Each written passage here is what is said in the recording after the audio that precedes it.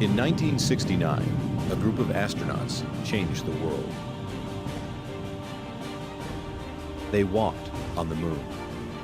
It's one small step for man, one giant leap for mankind. In 1972, our journey ended. We've never been back. 2010 begins a year of change. Private companies are working on next-generation spaceships. Governments are looking to go back to the moon and on to Mars. It's time to look up and dream again. It's time to push humans into the cosmos. It's time to educate and engage the planet. It's time for Spacevidcast.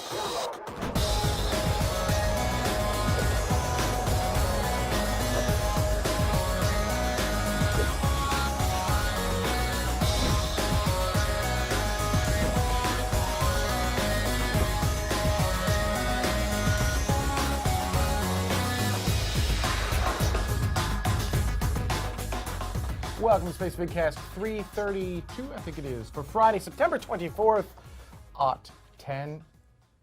Aught 10? 2-10. 2-aught? My name is Benjamin Higginbotham. 20-aught With 10. me, as usual, is the beautiful, lovely, wonderful, and talented, and scooching this way, Carrie Ann. We are your Spacevidcasters, and we've got an action-packed episode for you tonight. We've got, this is pretty much the NewSpace show.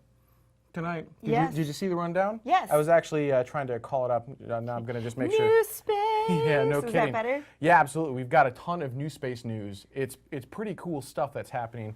And then we got a little bit of old space, a little bit of new, a little bit of old. Do we have something All blue? happening. No, that's funny though. Damn it! A couple of things. I just wanted to thank Crow River Coffee for sponsoring us as they do week after week. And we don't mention them enough in the show. They are the awesome creators of Blast Off Blend Coffee. Look at that. It almost looks like the gold foil stuff you saw on the lunar module, the LEM. And you can get Blast Off Blend by going to crowrivercoffee.com. It is awesome Space Geek coffee, and coming soon, at your request, T-0, which will be a special blend of tea for Space Geeks. Certainly go grab some coffee. It helps them help us, as it were. So awesome sponsors of the show, Crow River Coffee. And should we get started straight into some space news here? Might as well. All right, space news. Space News.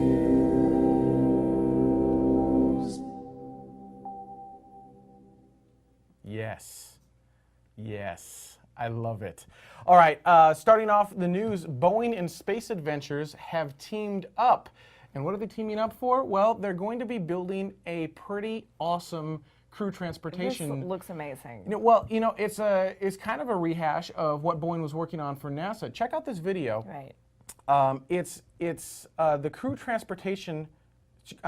space transportation, or CST-100. So this is the Boeing CST-100, and it's designed to mount on top of just about any rocket, right? Well, not just about any rocket, that wouldn't work, Right. but certainly more than a rocket. Anything you got. Little itty bitty one, those little homemade rockets, no. But it's a 7-person crew module, and they're teaming up with Space Adventures so that they'll be hoping to be able to do manned missions by 2015. And they're going to be able to go to the International Space Station, and this is what I love, or future LEO stations. low Earth object stations. And when you look at these stations, it's obviously Bigelow, and then they were like, Yes. they made these Bigelow animations, and clearly they were like, let's not even try to hide it. And if you look on the side, it says You clear as see day, Bigelow. But cool, right? So now we're retaking some of that Orion technology and turning it into something that mere mortals may be able to actually use. I think it's Useful? pretty. Something interesting? Well, no, I mean it's. I don't want to say it's the same thing, but it's pretty awesome, right? I mean, Yeah. we'll be able to, instead of just killing the program dead, we can reuse it in a commercial way, and Right. here you go. Now you've got something that can go to the International Space Station, or it can go to a Bigelow. And keep in mind, this is one of the problems Bigelow has right now. How do they get people to their space stations? Right. There's SpaceX. I mean, just from a purely non-governmental standpoint, there's SpaceX. Okay, well that completes my list. There you go. And, All right. You know, and they haven't even, and we'll talk about SpaceX a little bit later on in the show. If I may, really quickly before this animation ends, if you noticed when it was docked with the Bigelow station, station, that's what we're calling it, there were two modules. There was one that was already docked underneath, and then this other one was docking. I love the flat parachutes. I know, they're like 2D animation. Right. 2.5D, 2D You know what object the damn in 3D thing space. is. Why bother? Yes. Anyway, but yeah, there was two of them, and they each hold 7. So that would be 14 people on that, or potentially 14 people on that station. I believe no. What do you mean no? No, that's a crew escape vehicle, most likely. Oh. Yep, so you could only have 7 at any time. You have to have another module attached so that the crew can get off in case of an emergency and there's not another docked unit. Much like the International Space Station has emergency capsules on it right now. Right, but why wouldn't you just take the vehicle you left on? You would when you leave, but you wouldn't be able to, you know, who knows. Okay, anyway. So Possible. well, you have to have at least Saying. one. Okay, sure. You can have as many ports as you wanted on the thing, right? All right. So that's a pretty cool thing, but Space Adventures doesn't stop there. They keep teaming up. Now, this is actually an older announcement, but being that we did the Boeing Space Adventures announcement here, I don't remember if we Right. brought this up in the show Probably not. earlier, so I figured we'd bring it up now, which is Armadillo Aerospace, run by John Carmack of Doom fame, id Software, is teaming up with Space Adventures, and they're going to try to undercut Virgin Galactic by almost $100,000. Yeah. They're going to be doing suborbital tickets to space for $102,000. That's going up 100 kilometers. That's their plan, at least. That's at least huge, that's what's in the announcement. Now, keep in mind, this announcement was back in April of 2010, so this isn't a new announcement. But I thought, Right. you know, Space Adventure seems to be on a roll here. This whole commercial space thing seems to be kind of taking off. We've got Boeing doing their thing. Now we got Space Adventures kind of doing. Space Adventures a Diamandis production? I believe Space Adventures started off as a Diamandis production, but I don't remember. Hey, chat room, help me out. Is Space Adventures No longer a Diamandis production? I thought it was a Diamandis production, but it may not be anymore, or at least Diamandis is somehow, you know, maybe a co-producer. He gave his blessing. All right, so there you go. Space Sorry. Adventure, a Diamandis. Sorry. Anyway, yes. A Diamandis production. Speaking of Armadillo Aerospace, is that where we're going? Absolutely. You like how this works? I do. Did you like the flow of the outline? I put a little bit of good. thought into this particular was flow. good. Speaking of Armadillo Aerospace, we're segueing. They have done some test flights to Supermod. So this first video, and we're not going to even try to talk over this because trying to talk over a rocket is probably the dumbest thing you could ever do. But We did learn that once. The first video is a tethered flight from Armadillo's Supermod. So here you go. Check this out. I heard it go boom. I can delay a little bit longer.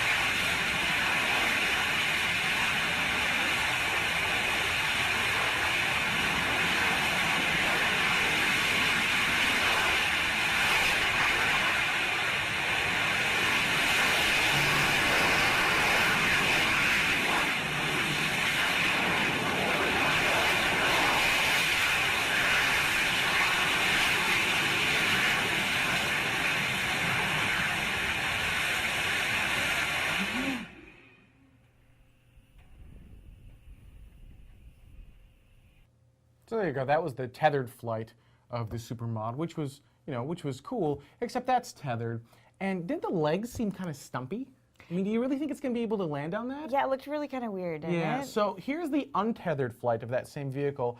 As it's coming in for landing, watch the legs. It's pretty cool.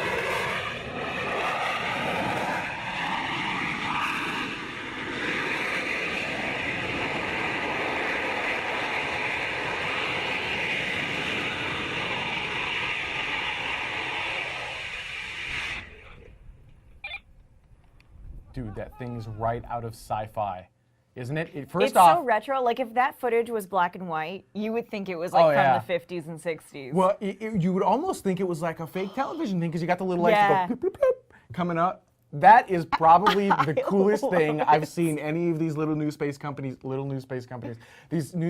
make. It just looks awesome, doesn't it? Yeah. It kind of has that cool retro look to it. Someone asked how far up it went. Around 2,247 feet was its apogee.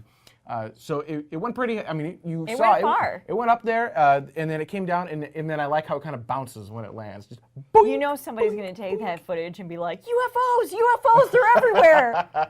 So we thought that was really cool looking. Very cool. All right, so that's what's going on with Armadillo. Oh, hey, so we've got a new video. So speaking of NewSpace, and Yes. speaking of Armadillo undercutting Virgin Galactic, and speaking of Virgin Galactic, they have got a new video out.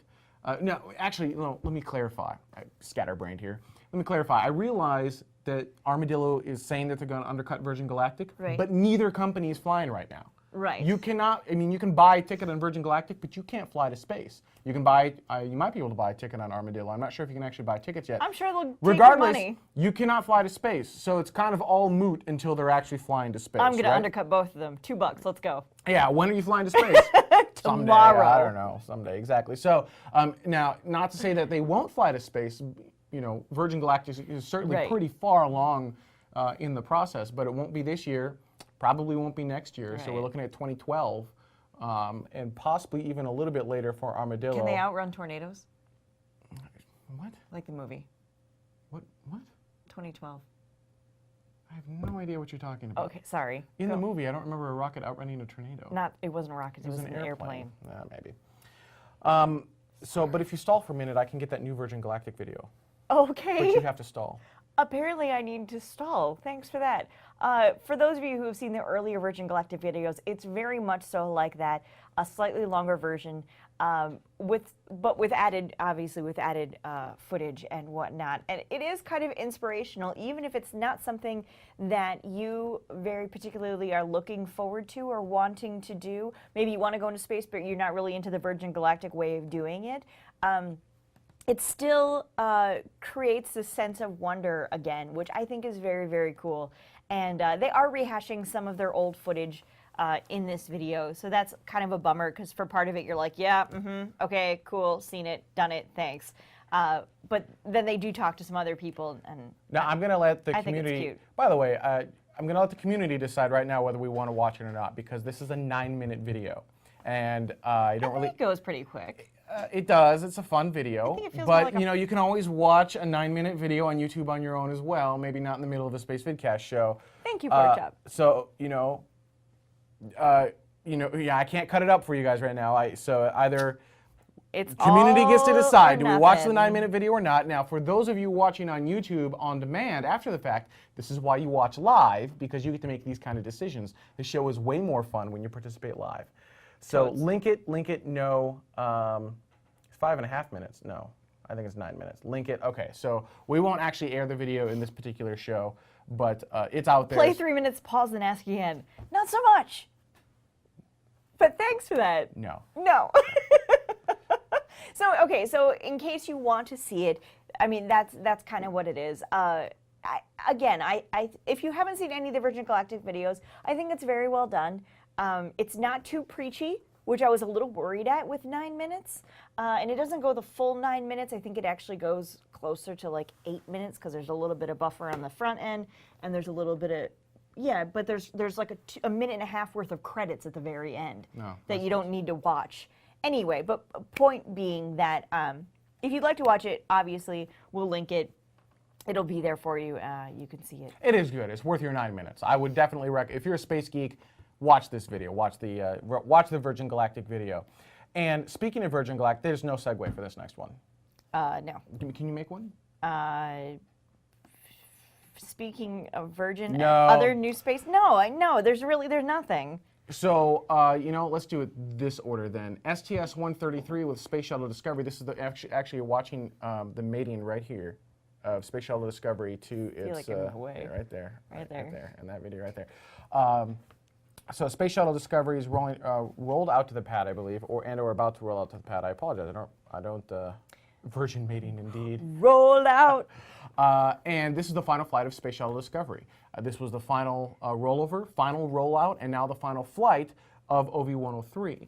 And it's, I don't want to say it's bittersweet, right? Because it's time for the Space Shuttle program to end. Don't get me wrong, there are a lot of great people who work in the program. It's a fantastic vehicle, but it's time to move on. It's time to move beyond low Earth orbit. And I don't really want to see, I grew up with the Space Shuttle. I know you did too, so it's kind of hard to see the Space Shuttle end. But it's kind of cool to see where some of this other, like earlier in the show, the Boeing taking the Orion capsule and turning it into. Our future's very bright. Yeah, it's pretty cool. So it's going to be awesome to see what comes out of NASA, and we'll talk about some of their next gen stuff in a moment. But so STS-133 slated for the very beginning of November. That brings us to SpaceX, who at the end of October was going to perform Falcon 9 Flight 2, which is with their Dragon test of their Dragon capsule. However, that date has slipped, as, by the way, many dates if you're not a rocket geek, you might be like, oh my gosh, they missed their date. Happens all the, ooh, look at that, you got the picture. Isn't that an amazing picture of Elon Musk? He just looks amazing. Even I'm like, wow. This is the latest Wired. And really, the article is talking about Tesla Motors and whatnot. But if you happen to be an Elon fan. That is an amazing picture of Elon Musk. It's amazing. He's beautiful in this picture, and I'm not that big of a fan. But the Falcon 9 Flight 2 test with Dragon has pushed back to no earlier than November 8th. They've asked for the range for the 8th and the 9th of November. And this is going to be a really cool flight because it's not just testing the Falcon 9, and they made some minor hardware tweaks. If you remember watching Falcon 9 Flight 1. Well, I mean, they have the Falcon 1, Falcon 9 Flight 1. When it launched it off the pad, it did this weird, like, spiral turny thing. Right. And then when you saw it get into the upper stage, get into space, you saw this just abnormal roll. It was just rolling quite a bit. I mean, it was still within what they wanted, but it was just it was more roll than you'd want.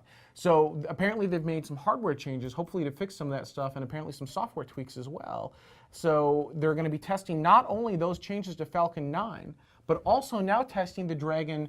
Well, I call it the Dragon Crew capsule, although it's not been man-rated yet. So it's just the Dragon transport capsule, where it's going to be transporting goods to the International Space Station. So that's going to be a fun test. They have to orbit the Earth at least 4 times. They have to test, hang on, I got my cheat sheet here. They have to transmit telemetry to the vehicle.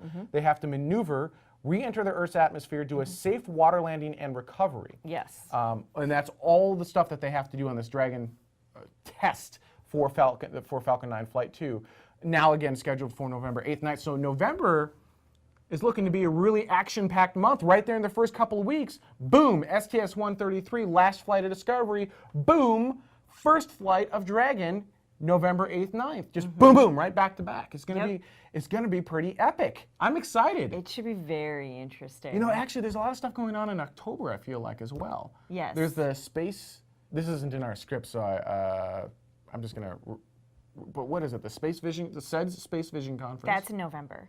Oh, that's in November. So what's going on? That's actually right between 133 and the Falcon. All right, so let me get this straight. We've got a shuttle launching. Yes. And then we've got the Space Vision Conference. Yes. And then right after that, we've got the Falcon 9 Flight 2. Yep. So, like, that's pretty. In the first 2 weeks. And that was a And great then time. everyone takes a vacation because it's You got to Thanksgiving. breathe. Oh my gosh. So what's happening in October? Is there nothing going on in October? Well, you're doing the Vegas thing, and then there was the other thing that got rescheduled that we're not doing. Oh, that's right. Actually, there was a lot of stuff in October, and now it's all moved to November. That's what happened. Yes. That's why I feel like October is busy. So there you go. By the way, I'm going to be going to Blog World. If any one of you are going to Blog World, want to meet up, Blog World, Las Vegas. And they want me to stay in Florida for both STS and SpaceX, but probably can't do that. Sorry, not till we move there. And speaking of NASA and Pete's birthday is in October, so that's all you need to know. The STS-135 crew has also been named. I just keep going boom, boom, boom, right into Yeah, stuff. you do. Oh, yeah, just whipping right along. STS-135 crew has been named. We've got Commander Christopher Ferguson. By the way, STS-135 is as official as you can get without actually being official. Yes. How's that? So we don't actually have an STS-135 yet. And for those who don't know, and if you're watching this show, you're probably a space geek and you probably already know this, but I'll rehash it anyhow. STS-330, or I'm sorry, Launch on Need 335 will be with Space Shuttle Discovery. Yes. Probably the what I would consider the best orbiter of the fleet, and certainly NASA's favorite as well. It's the workhorse of the fleet, and no, Atlantis. You said Discovery. Well, did I really? Freudian slip. They're gonna eat me alive on that one. So Atlantis, workhorse of the fleet, and and just gonna have to stop there. So they're going to be using Atlantis as the Launch on Need vehicle, which is the emergency shuttle on standby for STS-134. Yes. Now, assuming they don't need to use it, which I think is a pretty safe assumption, they haven't really needed to use it since the inception of the Launch on Need program, they're hoping to convert that to STS-135, Yes. which will be the final flight of the space shuttle, space transportation system completely. And that is slated for, is it June or July of 2011? I thought it was June. Chat room, help me out. I don't remember if it's June or July. I know it's I thought one it of was the the J's. very, very end of June. Like the 28th, right after our wedding anniversary. June, I think. And come on, you could hit Wikipedia, guys. I'm trying to host a show. Near positive. STS-135, if it goes, it's supposed to be June 28th. I've Somebody got correct June me. and July from the chat room. Thanks a lot, Really? guys. You guys. Wow. Wow. All right. So somewhere in the June-July timeframe is the hoping that we'll actually launch STS-135. Now, again, right now it's... Net June 28th, 2011. There we go. No earlier than June 28th. So right now it's still Launch on Need 335. It is not STS-135, but all signs are pointing towards this turning into... Do you have a Ouija board? Sorry. I'm sorry. All signs little point to magic yes. 8-ball. Yes. Outlook looks good. So it looks like we're going to have a 135, and that's with Space Shuttle Atlantis. And the crew for that, as I started talking about, Yes. is going to be Commander Christopher Ferguson, pilot Douglas Hurley, Yes. and then we've got Mission Specialist Rex Whalum. I hope I'm pronouncing these right. I'm terrible with names. And then Mission Specialist Sandra Magnus. And you'll notice that's only a crew of 4. I love Sandy. Yeah? You're so excited? Yeah. It's like Peggy. Yes. Yeah. Much like Peggy, but different. But different. So crew of 4 for the final mission on the best space shuttle Atlantis. Go women. Okay. What? Oh, hey, speaking of Go Women, Yes. if you guys missed it, we did an all-women podcast, Yeah, we had an unmanned podcast. the Unmanned Podcast, which I wish we had thought of during the show. That would have been epic. No, the Unmanned Podcast. We've got a new podcast series we've started on Spacevidcast, and yeah, we haven't quite figured out what to call it yet, and it doesn't quite work because it doesn't work with the vidcast title because it's an audio-only podcast. But it's a roundtable discussion with Yes. industry experts. We try to bring in some high-end industry experts, so these are big names that you know in the industry, talking about news. If you watch This Week in Tech at all, it's kind of like that, but for space. And so we've had a couple of these now, and the second one was an unmanned podcast. It was an unmanned podcast. Hosted by yourself, and if you want to hear that, you can go to spacevidcast.com, scroll down to the podcast section, and bammo, play it right there. And we want to have an unmanned podcast about once a month. That's a hope. And we do those every Sunday night, if you'd like to join in and listen to You that. can join us live, or they are, of course, archived on spacevidcast.com.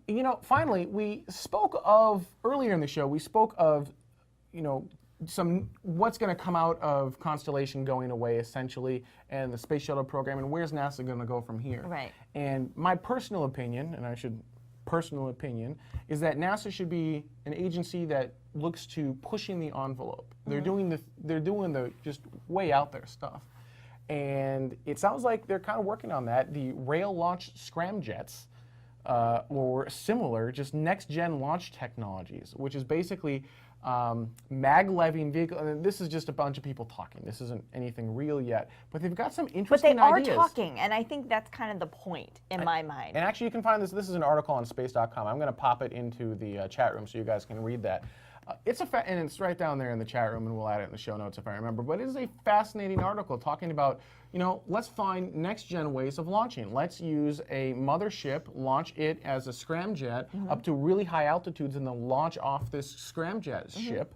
Let's use maglev systems to railgun a vehicle up and then launch off of that. Because I figure once the launch pads are gone, they've got enough room to build it right up there in KSC. Yeah, now, as I mentioned in the chat room, they've been talking about these launch vehicles for a long time, right? Yes. But now we're at a point, right? No one was going to take any of this stuff seriously when we had STS there because all of our resources were going into STS. Right. Space Transportation System, Space Shuttle. But now that STS is going away and Constellation has kind of gone away, and Charlie Bolden, the current administrator of NASA, has basically said we need to find these next-gen technologies. We need to concentrate on these things. Maybe they're going to take it a little bit more seriously. Now, again, all talk, but fascinating article. Right. And it's a really kind of cool thing that I think they're working on down there. We'll see what, maybe nothing will come of it, but at least they're talking and getting that conversation open, and they're not all like, meh, they canceled my program. Which is how Ben would be. Yeah, it would be. I'd be like, mine. So, yeah, they're clearly more grown up than I am. Yay. Yeah. And a couple other things. The reason this is on in the background is because we were going to watch the Soyuz landing right there. So that's live NASA TV. And then this is just on a loop. But that's Space Shuttle Discovery right there. Oh, and other stuff that we're going to be coming out with. Oh no, it's just a random show. Apparently. If you guys wanted it, this is why you watch live, because I'm watching the chat room, I'm listening to you guys. I mean, if you're watching this on demand, you're probably going, this sucks. Why can't I just have a news show? And I should point out, that's what the space pods are for, right? So we give you daily 5-minute snippets of kind of the space news that's been going on.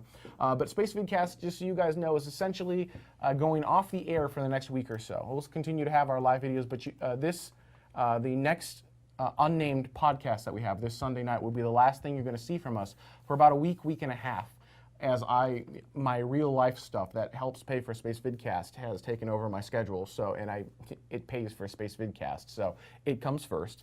He'll be out of the country. I won't be in the country. So there will be no show next week. There will be no Space Pods next week. There will be no updates next week. The last thing you will see from us will be the Space Podcast, the unnamed Space Podcast. And that will be it for a week to a week and a half, depending upon how long all of this stuff takes. And then we're going to come back to you. What date will we be back? It's October, isn't it? Yeah, I'm checking right now. Okay. So I won't be here on the 30th. Right. It would be October 7th will be the first live show back. And then possibly doing the Thursday the 14th, or I'm sorry, it'd be October 8th, Coordinated Universal Time. Sorry, my fault. So October 8th will be the first live show back, and then possibly doing the October 15th show from Las Vegas. Maybe. I may sit that one out and drink instead. I'm not sure, because I am going to be in Vegas. And if you guys like to join me, Blog World Expo, right there in Vegas. Without you, that's right. The boys are going to Vegas. It's going to be awesome. That's our show this week. I'd like to thank everyone for watching. And remember, Crow River Coffee sponsors the show. Blast Off Blend, it's awesome, and it's one of those things that starts a conversation, because there is a crow on the moon. Literally, it is a crow on the moon with a astronaut's helmet over its head. Yep. If that doesn't start a conversation about space, he's sitting on a coffee cup. I'm not sure what will. On the moon. All right. Thank you guys so much for watching. Stay with us. If you're watching live, we'll enter post-show, and we'll see you guys in 2 weeks. It's time to look up.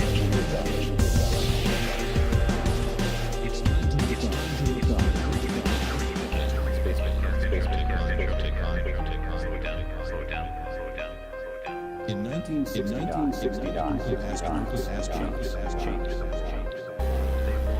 On the moon. In 1972, our journey. We've never.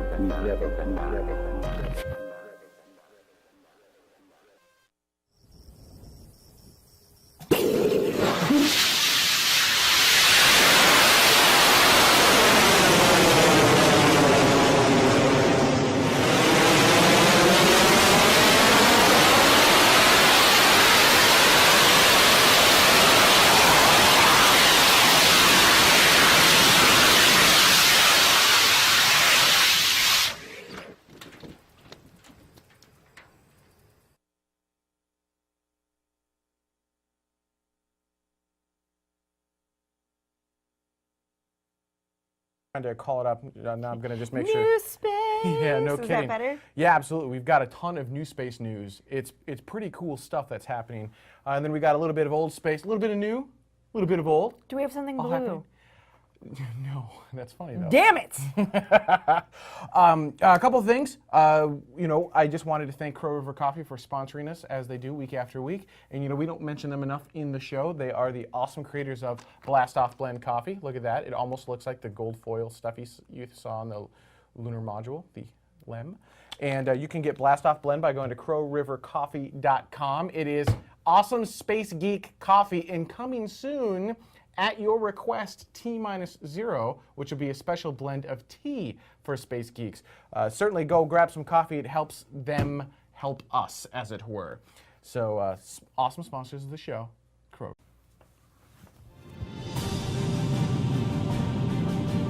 In 1969, a group of astronauts changed the world. They walked on the moon. It's one small step for man, one giant leap for mankind. In 1972, our journey ended. We've never been back. 2010 begins a year of change. Private companies are working on next-generation spaceships. Governments are looking to go back to the moon and on to Mars. It's time to look up and dream again. It's time to push humans into the cosmos. It's time to educate and engage the planet. It's time for Spacevidcast.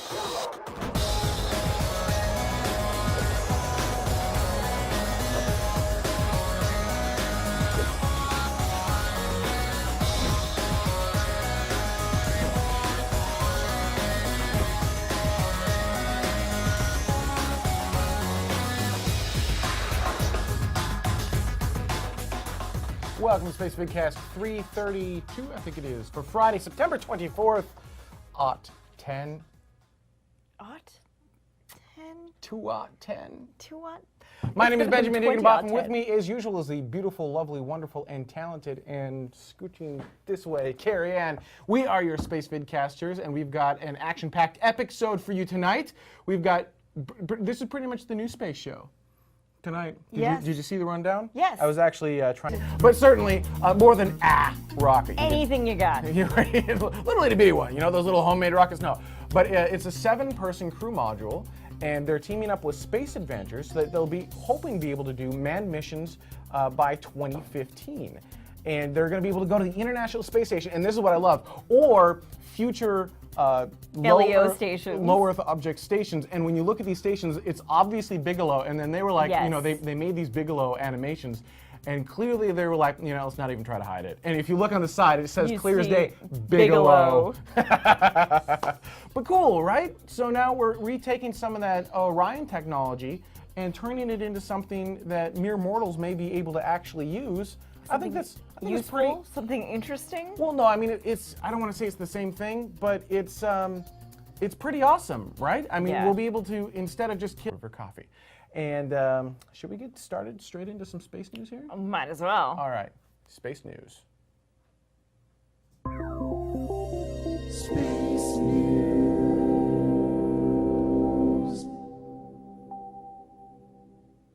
Yes, yes, I love it. All right, starting off the news, Boeing and Space Adventures have teamed up. And what are they teaming up for? Well, they're going to be building a pretty awesome crew transportation. This looks amazing. It's kind of a rehash of what Boeing was working on for NASA. Check out this video. Right. It's the crew space transportation, or CST 100. So this is the Boeing CST 100, and it's designed to mount on top of just about any rocket, right? Well, not just about any rocket, that wouldn't work. Right.